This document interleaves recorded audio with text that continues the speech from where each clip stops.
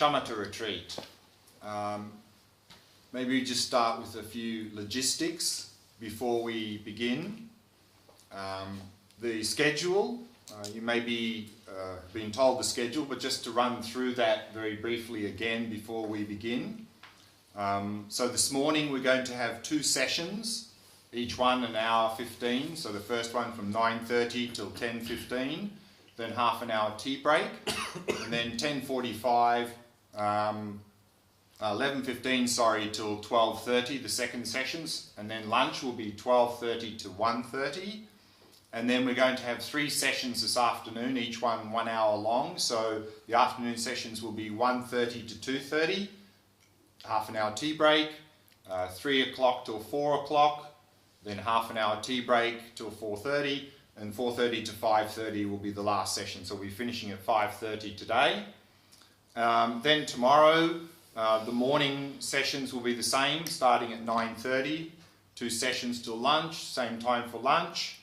And then the afternoon, I'll be doing a session from 1:30 to 2:30, and then from 2:30 till 3:30, Dharma friends will be giving another wrap-up talk, another tea break, and then the last session will be from 4 till 5, so we'll be finishing at 5 o'clock tomorrow afternoon.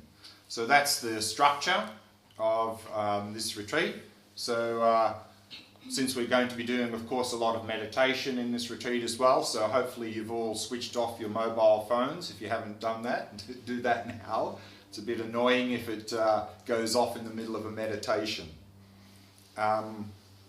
So what we're going to be doing, of course, over these 2 days is a Shamatha retreat. So maybe we can start by trying to understand a little bit what is Shamatha. So I'll be writing up quite a lot on the board, so hopefully everyone can sort of see roughly what's being on the board.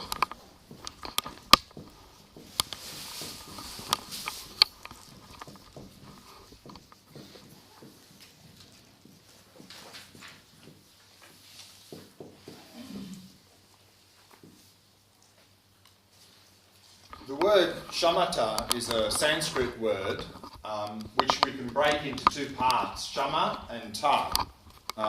And shama literally means to be non-discursive, meaning the mind is very quiet and calm. So often this is translated into English as calm. And ta means to remain or abide. So often this is translated into English as abiding.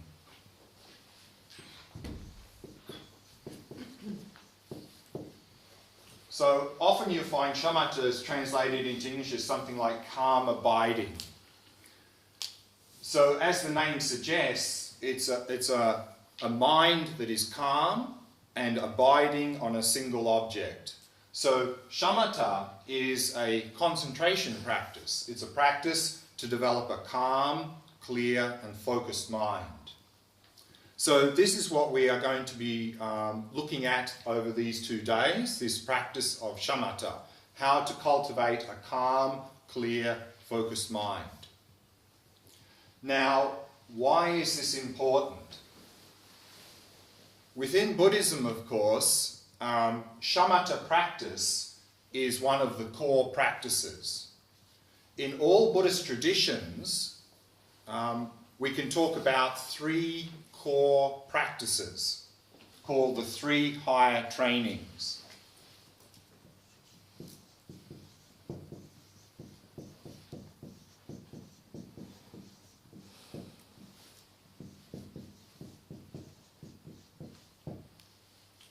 The first and the foundation of all Buddhist traditions is the training in ethics.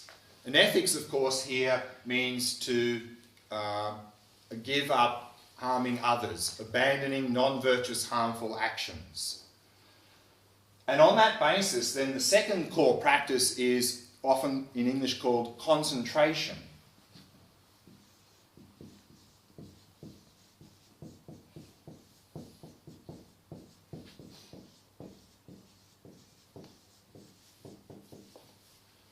And this is a translation of the Sanskrit word samadhi. Samadhi just means concentration.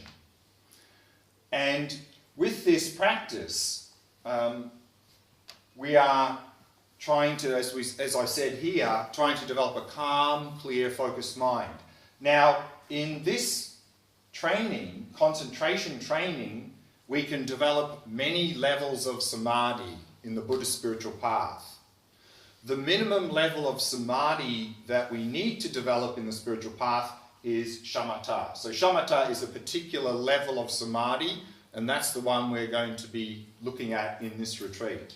So this is where the shamatha practice is fitting into, is this second practice, this concentration practice. So often you'll find in many Buddhist traditions, particularly the Tibetan tradition, when they talk about this concentration practice, they often just say shamatha practice, because that's the level of samadhi that we're trying to cultivate.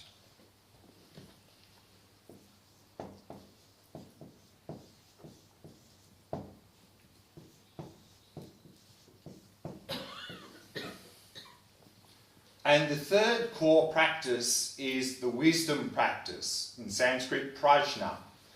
Here, of course, we're primarily talking about the wisdom, understanding the nature of reality. Because from a Buddhist perspective, the underlying source of all of our suffering is our distorted view of reality, that we do not understand the nature of reality. So if we want to overcome all of our mental afflictions and suffering, we need to come to realize the nature of reality. And of course, this is the topic of the retreat we're going to be leading here in 2 weeks' time. Because wisdom, or prajna, often goes by another name, vipassana.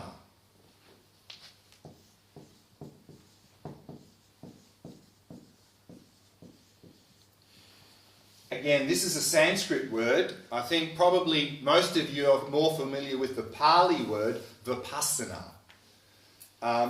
Within both of those words, the Sanskrit word vipassana or vipassana, the VI means higher or superior. And pasana or pasana means to see. So vipassana is higher seeing, seeing beyond. And so often this word, vipassana or vipassana, is translated into English as insight or special insight, insight into the nature of reality. And so this is going to be the topic of the retreat we're leading here in 2 weeks' time, is this vipassana practice. So what we can see here is that these are the 3 core areas of practice. And in the wisdom practice, in the vipassana practice, of course, we're not just talking about having a correct intellectual understanding of the nature of reality, how things exist. We need to come to directly realize this in meditation. And to enable us to do that, of course, we need a very calm, clear, focused mind. So if we really want our vipassana practice to be effective and really bring the result, then the basis of that is concentration. We need to really cultivate this very calm, clear, focused mind, the mind of shamatha. So this is why shamatha practice is so crucial within the Buddhist context. But of course also shamatha practice can be very beneficial for us in our daily life.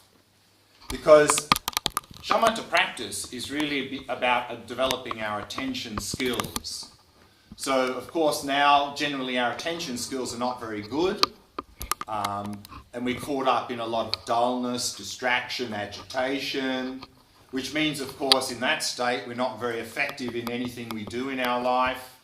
Often we end up in a lot of stress, agitation, a lot of mental imbalance, and also that often leads to a lot of physical health problems, sleep problems, and also because of that, we don't even really tend to enjoy the simple pleasures in life as much as we could. If we engage in the shamatha practice, not only is this the basis of the vipassana practice, but what we will find in daily life, of course, is our mind will become more calm, more clear, more focused, we'll be more effective in everything we do, much less stress, much more better mental balance, less agitation, probably even some better physical health benefits, and maybe also we can sleep a little bit better. And what often happens is we enjoy the simple pleasures in life much more than we do now. So there are many benefits to this shamatha practice, direct in daily life, and of course in the longer term benefit in terms of our spiritual practice, the basis of that. So that's what we're going to be doing in this retreat, is looking at how to train in this shamatha practice. Now, there are a number of elements that I want to go through in terms of shamatha practice in this retreat. So maybe we can list a few of those on the board.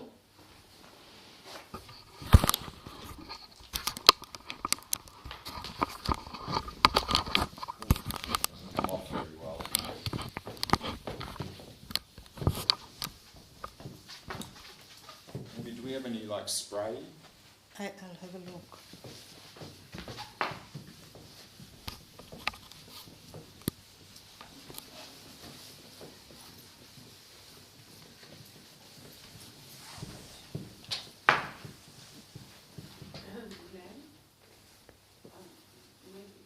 Maybe I'm ignorant, but is that equivalent to mindfulness?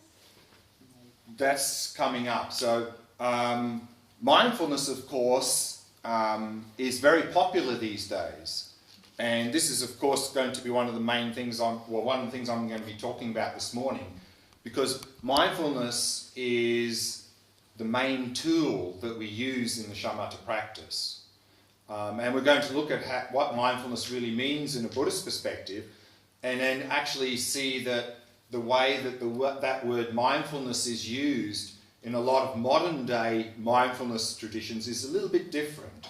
So that's why sometimes there's a little bit of confusion about what is this mindfulness. So we're going to try and clarify that. But the short answer to your question is, here in a Buddhist context, mindfulness is the main tool we use in shamatha practice.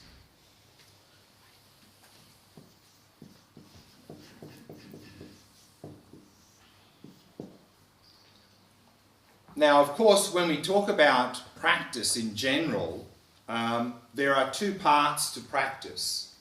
Because often, sometimes you hear people speaking who do some sort of spiritual practice, and one person says to the other, "Oh, when do you do your practice?" And the other one says, "Oh, I do it every morning at 6:30 for half an hour." If that's our idea of practice, we're not going to get very far. So practice has two parts.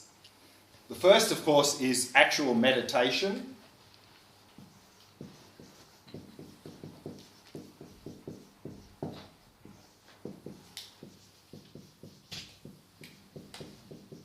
And the second part of practice is what we do for the rest of our day. Because if we sit down and meditate in the morning very diligently every day, but then we jump up and run around like we normally do, then any little benefit we get in the morning meditation will get sort of squashed by our mindless running around, our stress, our agitation for the rest of the day.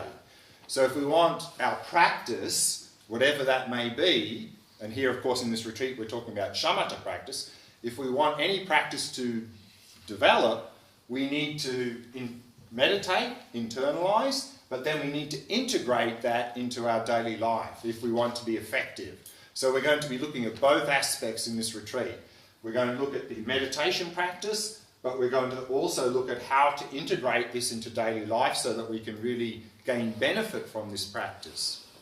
Now, in terms of meditation, then we can talk about two parts to meditation.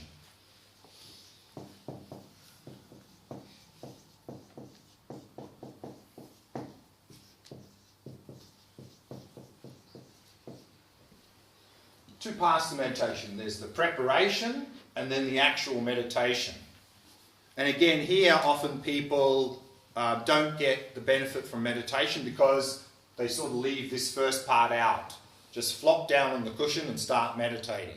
And of course things don't go very well because maybe they're agitated, maybe they've got a negative state of mind, stressed, and then of course they bring this into the meditation and it doesn't really work. So it's very important, if we want the actual meditation to go well, is to prepare ourselves well at the beginning of a meditation session. And so we're going to look at also how to prepare ourselves well in the meditation and then the actual meditation session. In terms of preparation, and we're going to look at that shortly, is we can talk about preparing body, speech and mind, and we'll have a look at what that means. In the actual meditation, then in this Shamatha practice, we're going to look at 4 things in the actual meditation practice. The first is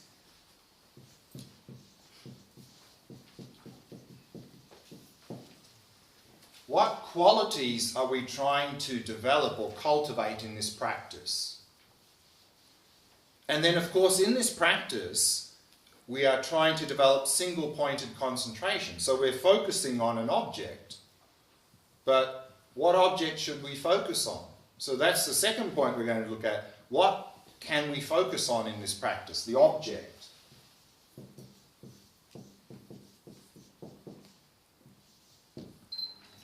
And then, of course, what tools do we use in this practice to do the practice?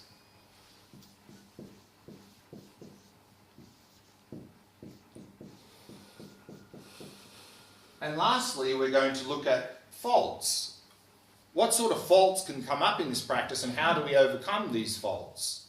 So these are some of the elements that we're going to be looking at in terms of the actual meditation practice. And then also in terms of daily life, how to integrate to daily life, we're going to look at 2 things.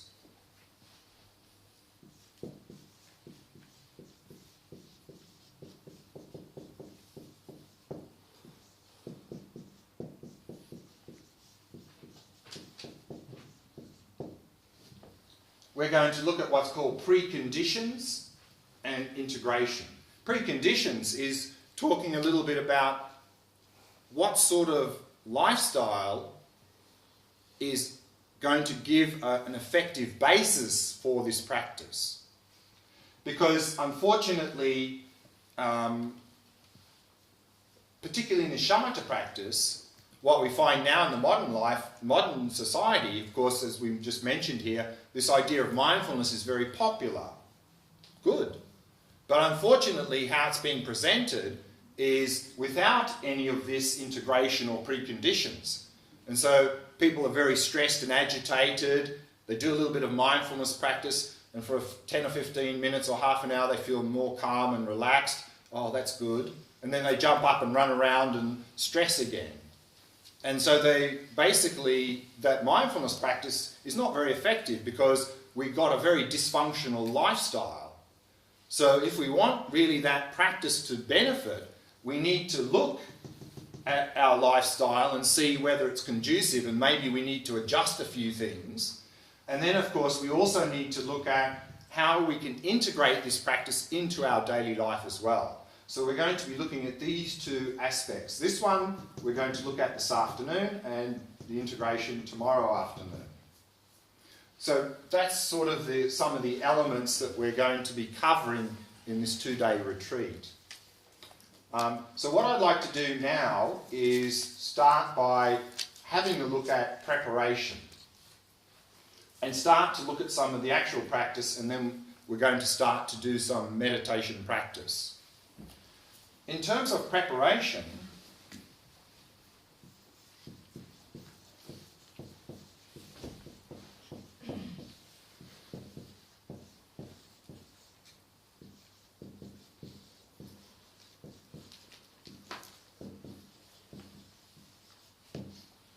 we can talk about preparing body, speech and mind. Now, of course, when we talk about preparing the body, we're talking about the posture.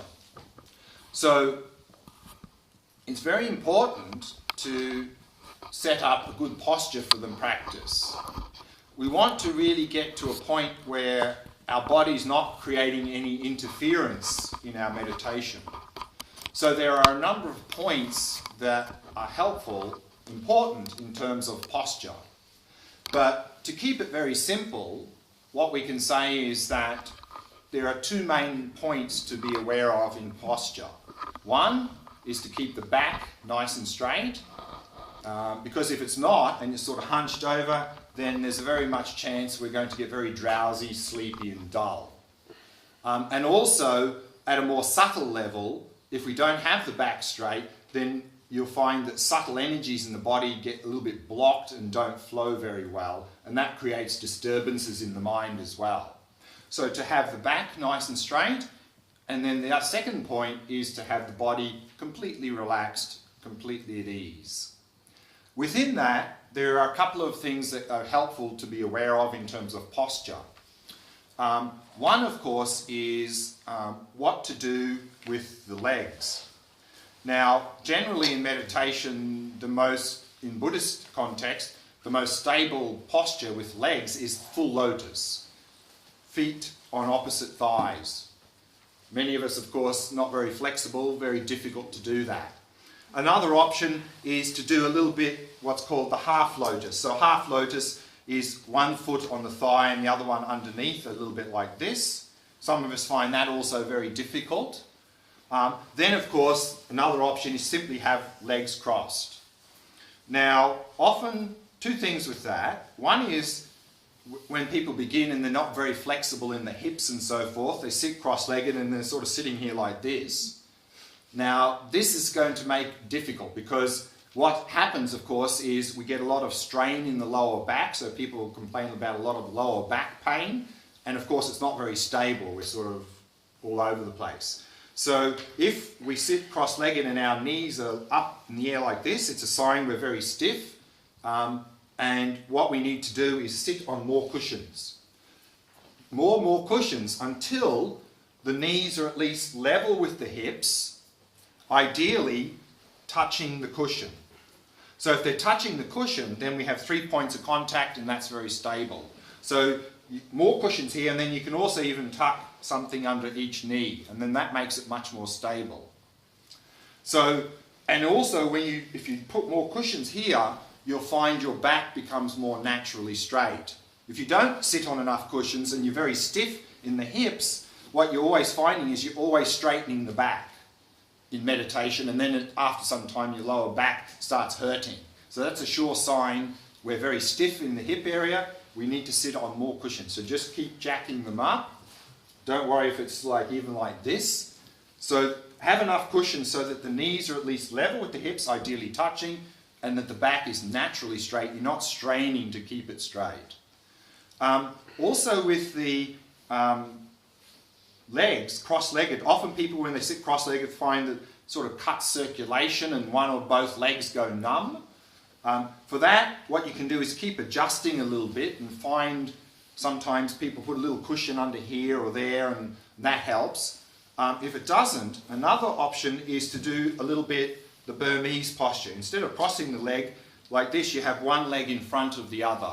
Then you don't have that. And also with the Burmese posture, it's much easier to have the knees touching as well. So you might like to experiment with that option with the legs. Now, some people have knee problems, knee damage. Sit cross-legged is very painful.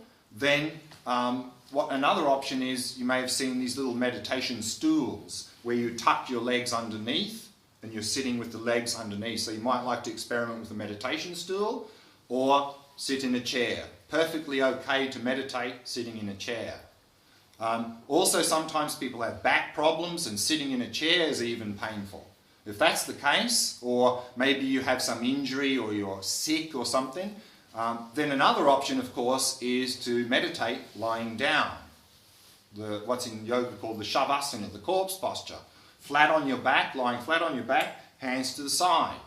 Keeping the back straight, of course, the body's completely relaxed. So this is completely a valid posture for meditation purposes. So if you have back problems or you're sick or injured, then use the corpse posture, Shavasana posture for meditation. Perfectly okay. So that's what to do a little bit with the legs. The hands, what to do. In the Tibetan tradition, the posture that's generally recommended is the one called the Mudra of Meditative Equipoise, where basically you have your right palm resting in your left, thumbs touching, in your lap like this. This is a little bit symbolic of the two main aspects of the practice of wisdom and compassion. Wisdom being the left, compassion the right. And the thumbs touching is symbolic of practicing wisdom and compassion together, and then resting in the lap. If you find that a little bit uncomfortable, then you can also just put your hands on your knees. That's okay, no problems. And then, of course, with the head, if you have it too low, you're probably going to get very sleepy. Too high, maybe agitated. So generally the position with the head is recommended that if you have your eyes open, that you're naturally looking a little bit downward when you're looking straight ahead. Also with the eyes, the general recommendation is to have them slightly open. Because if we have them closed, probably we can get very sleepy. If we have them too open, maybe too much light, too much agitation. But this is something as a beginner you can play around with. If you're the sort of person that very easily gets sleepy and dull, I wouldn't recommend having your eyes closed in meditation. You're just going to get sleepy and dull. If you're the sort of person that gets very much agitated very easily, you may find that even having them slightly open, you get very agitated. Then you maybe can experiment with having them lightly closed. So that's something that you can play around with. So for today, just play around with that. In tomorrow's part of the retreat, we're going to be doing a Shamatha practice where we're going to be looking at our own mind as the object. And there it's very much recommended to have the eyes open. And we're going to work with that tomorrow, and there are very good reasons for that, and I'll explain all that tomorrow. But for today, we're using the breath mainly, so then just play with what works best for you. If you're getting a bit drowsy and sleepy, have the eyes slightly open. If you're very agitated, maybe even have them lightly closed. So that's something to play around with. So that's a few things about the posture. Anyone have any questions about posture that anyone's not so sure about? Yeah. Just about the posture of the hands. The hands, yeah. Or is there other options except of like the knees or? Yeah, basically, the hands again, just to have them relaxed. And one thing they recommend, together with what you do with the hands, is to have a little bit of space here. If you have your arms like that, you get a bit sort of stuffy in there. So whether you have your hands like this or here, to have a little bit of space in here. But some people and some traditions do this thing on the legs or hands down. That's fine. One thing, of course, in general, with not just the hands but the body, apart from having the back straight and the body relaxed, is to keep the body still in meditation. Because what we tend to do now, of course, is if there's some little itch or scratch, we sort of, doing this. So we don't want to be doing that in meditation because that's a distraction. So again, making sure you keep your hands still and you're not sort of, doing this in the meditation, because this is just distraction. So again, just whatever's comfortable, just rest them in your lap. You can just rest them on your lap like this, whatever seems to be comfortable. It's fine. Anything else about posture anyone would like to bring up? What about swallowing? Right. So in the more extensive presentation about posture, one of the things they talk about is the mouth. Well, of course, the mouth to be relaxed, not gritting the teeth. But another thing that's often mentioned as one of the points of posture, particularly if you have a lot of saliva and swallowing, is you might like to touch the tip of your tongue to the upper palate. If you do that, it tends to reduce the amount of saliva. But of course, if that's very uncomfortable, then no need to worry about that. But that's often the recommended advice if you're having a lot of saliva building up in your mouth, is just gently touch the tip of your tongue to the upper palate to reduce that. Anything else anyone would like to bring up about posture? Okay, so that's in terms of preparing the body. So again, back straight, body relaxed, and then keeping it as still as possible. We want to have the body in a very stable way, and basically we can forget about the body. It's not creating any interference in our meditation. speech. In terms of preparing speech, and speech here is not verbal speech, it's mental speech, mental chit-chat. There's a couple of things we can do at the beginning of a meditation. One thing is that often we can come